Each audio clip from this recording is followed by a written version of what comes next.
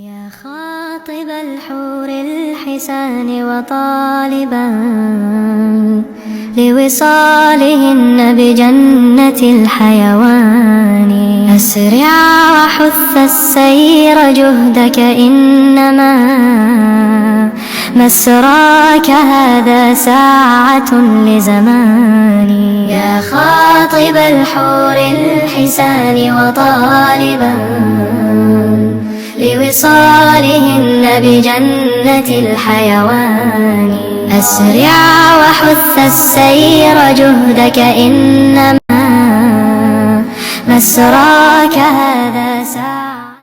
Assalamu alaikum. My name is Nasir Gingiri Ismail, and I'm here to discuss with you about the brain and the spinal cord.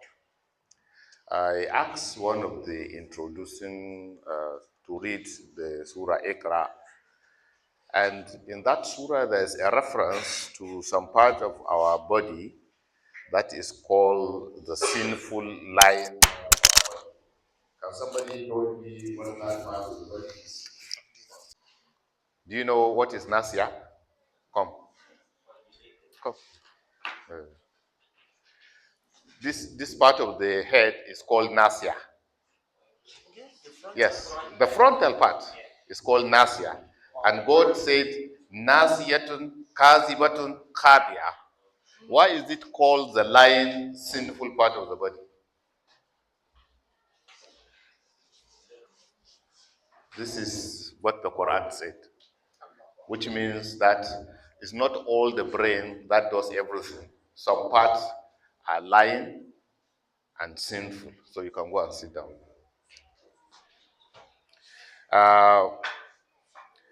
Well, we all know that the brain is what makes you and me, because without the brain, we will not know who you are, you will not know who your parents are, and so we are just going to discuss about the brain and also how it works.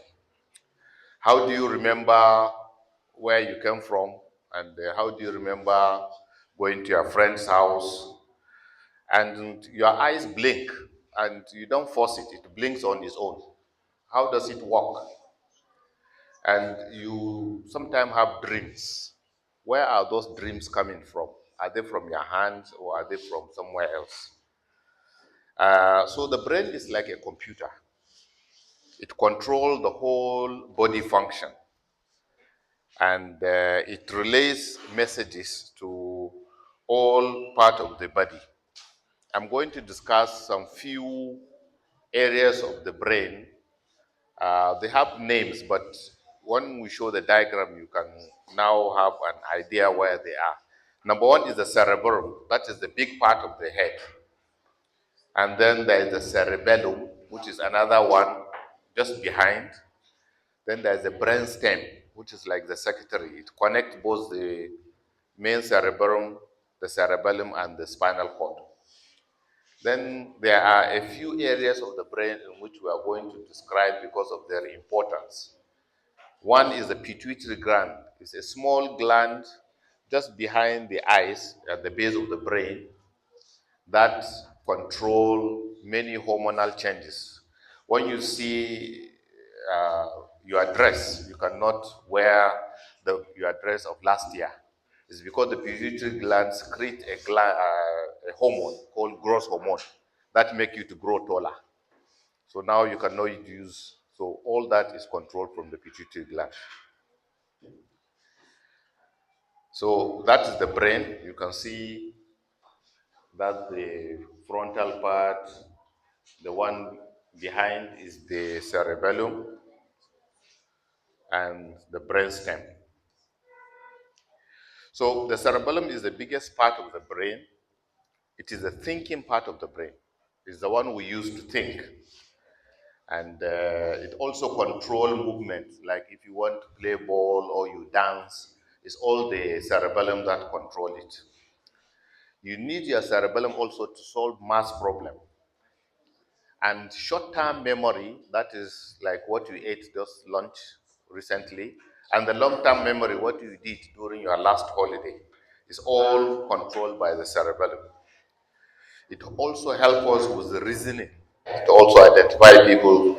The cerebellum can also be used to identify people. Each of the convolutions you are seeing is different from for each one of us.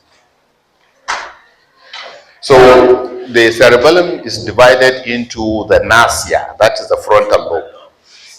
This is what Allah has mentioned in the Surah of Iqra'a.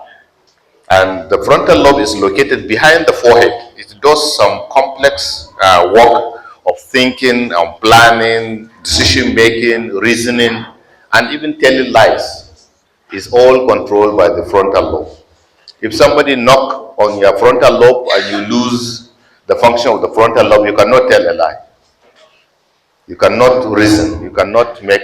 You just be behaving like an animal or something.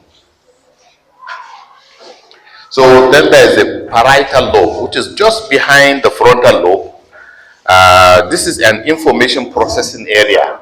So at least we have a mini brain in the in the chest and the abdomen. That's why sometimes we say we have a gut feeling. So and that mini brain is connected to the main brain through the vagus nerve. That's why all the control can be from the midbrain via the vagus nerve to the rest of the body. So the pons relay messages from the cerebellum to the cerebrum and also to the spinal cord. It helps in the facial movement. The midbrain helps in control of eye movement and allows the brain to communicate with the rest of the nervous system. These are all part of the brainstem. Then the medulla oblongata is a portion of the brainstem which is located just above the spinal cord. It regulates vital signs like heartbeat and breathing. If the medulla oblongata is damaged, somebody may be awake, may be able to talk, but he may not be able to breathe. If you put him on a ventilator to breathe for him, he can still be able to understand what you are saying, but he cannot be able to breathe because that's the breathing center. Then there are some other areas in the brain that are also important. One is the thalamus. It's located in the central part of the brain. It receives all sensory input from the body and sends them to appropriate areas on the body. So if you have a touch, either from the leg or from the shoulder, everything goes to that control center, which we call the thalamus. And it is from the thalamus now is sent to other part of the brain to interpret that sensation. Then the brain also has the brain. We call them the ventricles. These ventricles contain fluid. So virtually the brain is floating on a fluid in the subarachnoid space, and within it also there are ventricles. These ventricles secrete that fluid. Every day about 450 mils of the fluid is secreted. And at the moment as you are sitting, you have about 150 mils within the brain. So virtually it means that the brain is washed 3 times in a day. Yes. So there's what we call the pituitary gland. This pituitary gland, I've mentioned it. It is the one that secretes some hormones to regulate menstrual cycle, to regulate when children now become adults and women, girls become women. It's all part of the pituitary. It can also control some minerals in the body, and it also responds to stress. So the pituitary gland is very small, only it's like a spear size. I mentioned that if you see you have overgrown your clothes, it's because of the lecture of today, hormone. I think, is for me. In medicine, one of the most challenging area is nervous system, which consists of the brain and the spinal cord. I know to you, you enjoy the presentation, but obviously you do not comprehend it very well. But that our father of today, as at yesterday, He was in Sokoto when I gave him a reminder. Yesterday in the morning, he said, Doc, don't worry. The Idnillahi Ta'ala, a neurosurgeon who was not in Kano as at yesterday, but is willing, is happy to come and meet you. We ask Allah subhanahu wa ta'ala to reward you abundantly. Now, the central message. Listen. We have our Sheikh that came, I think, 2 times. That was Sheikh Abba. Along the way, we have our father who visited us. That is in person of Alaji Atana. Along the way, we have our father also, Professor Isa. And today, we have our father. They didn't say, oh, little children, what will I come to do? No, because they see you as the leader of tomorrow. They see you as the people who will be controlling the pharmaceutical sector of tomorrow. They see you as the neurosurgeon of tomorrow. So they are preparing you psychologically for the work of tomorrow, when that you'll be doing after we might have gone.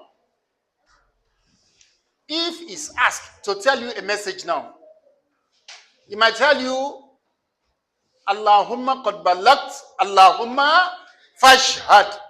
Yes, he has done his part to motivate you, to stimulate you. And we ask Allah subhanahu wa ta'ala to give you the best of the understanding of what he has delivered, and also to reward him abundantly. Once again, thank you very much. Hada wa sallallahu wa rasulillah. Wassalamu alaikum wa rahmatullahi wa barakatuh.